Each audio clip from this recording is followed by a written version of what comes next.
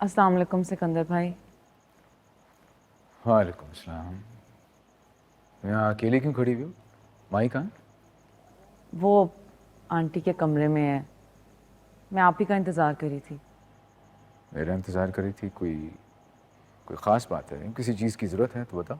नहीं नहीं, किसी चीज़ की ज़रूरत तो नहीं है, बस मैं कल जाने वाली थी तो मैंने सोचा कि जाने से पहले आपसे एक ज़रूरी बात कर लूँ। हाँ, करो। वो असल में जब से मैं इस हवेली में आई हूँ देख रही हूँ कि माही के साथ अच्छा सलूक नहीं हो रहा। ये शिकायत माही ने की है खुद तुमसे? नहीं, वो तो शायद शिकायत करना ही भूल गई है, लेकिन मैं खुद देख सकती हूँ, महसूस कर सकती हूँ। बल्कि कोई भी अगर तीसरा बंदा आएगा इस हवेली में और यहाँ का माहौल देखेगा उसे समझ आ जाएगी। किसी को कुछ बताने की जरूरत नहीं है। रेदा, तुम क्या फजूल बातें कर रही हो? सिकंदर भाई, आपको इसकी किसी बात पर ध्यान देने की जरूरत नहीं है, ये पागल है। माही ठीक कह रही है ये।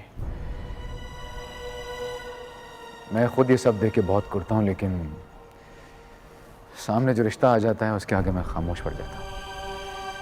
वो सब तो ठीक है सिकंदर भाई, लेकिन इस सब में इस बेचारी की क्या गलती है? वो तो खुद उजड़ चुकी है। उससे इंतकाम लेके भला किसी को क्या फायदा होगा? रेदा, बस करो।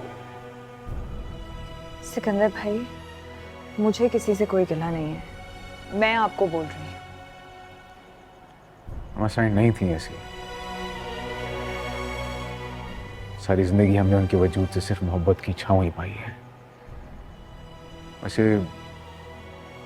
तैमूर के गम में वो घुल घुल के तल्ख हो चुकी हैं। मैं समझती हूँ, उनका गम बहुत बड़ा है। हम तीनों मिलके भी सोच नहीं सकते कि उनके ऊपर इस वक्त क्या गुजर रही होगी। लेकिन इसका मतलब ये तो नहीं है कि वो इस बेचारी को इतनी ज्यादा अजियत से गुजारें। ये इतनी नाजुक सी लड़की है, मुझे तो समझ नहीं आ रहा ये अब तक कोलैप्स कैसे नहीं हो रही है। नहीं बोलने दो मुझे कि कैसे सबका सामना करेगी, इतनी हिम्मत कहाँ से लाएगी ये? श्वेता, बस करो आप इसकी कोई भी बात माँ जी को मत बताइएगा। वो वैसे ही बहुत स्ट्रेस में है। मैं नहीं चाहती कि मेरी वजह से उनको कोई भी मजीद परेशानी मिले। प्लीज। मैं बात तो मैं करूंगा, बस तुम अपना दिल मत खराब करो। जब आप उनसे बात करेंगे तो उनसे ये जरूर पूछिएगा कि इसका कसूर क्या है। सिर्फ ये 2 दिन के रिश्ते के बदले इसने इस हवेली पे अपना सब कुछ कुर्बान कर दिया। लोग सालों पुराना रिश्ता नहीं निभा सकते हैं और इसने चंद घंटों के रिश्ते के लिए खुद को वक्फ कर लिया, सिर्फ इसलिए ताकि आप और आंटी इस गम के अंदर अकेले ना हो, और इसलिए ताकि इस हवेली की इज्जत को ठेस ना पहुंचे। लेकिन इस सब के बदले से क्या मिला? तंज, ताने, धुतकार। क्या यही सिला होता है बेगर्ज मोहब्बत करने का?